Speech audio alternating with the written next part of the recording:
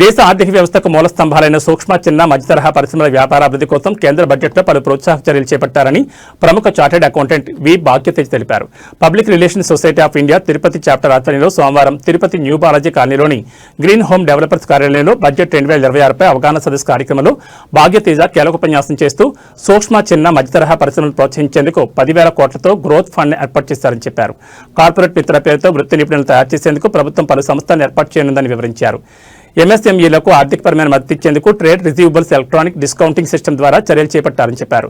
ప్రస్తుత బడ్జెట్లో ఏడాదికి అద్దెల ద్వారా 12 లక్షల వరకు ఆదాయం వస్తే టీడీఎస్ మినహాయింపు ఇచ్చినట్టు తెలిపారు.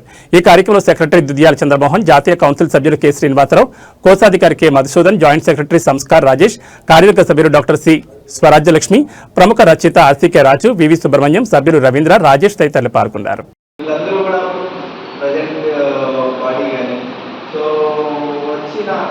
ఒక 10 రోజుల ముందు నుంచి డిస్కస్ ఎప్పుడు ఎలాగా ఎక్కడ చేయాలా ఎవరికి ఇవ్వాలా.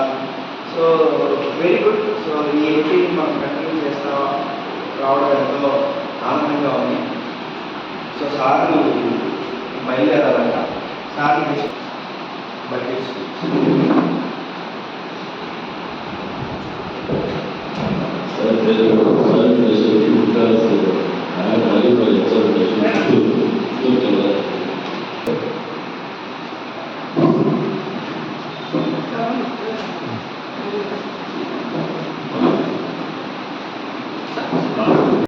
డాక్యుమెంట్ రైటింగ్ చేసే ప్రాబ్లమ్స్ ఖచ్చితంగా మన ప్రొఫెషనల్ ఎవరైతే ఉన్నారో వాళ్ళని ఖచ్చితంగా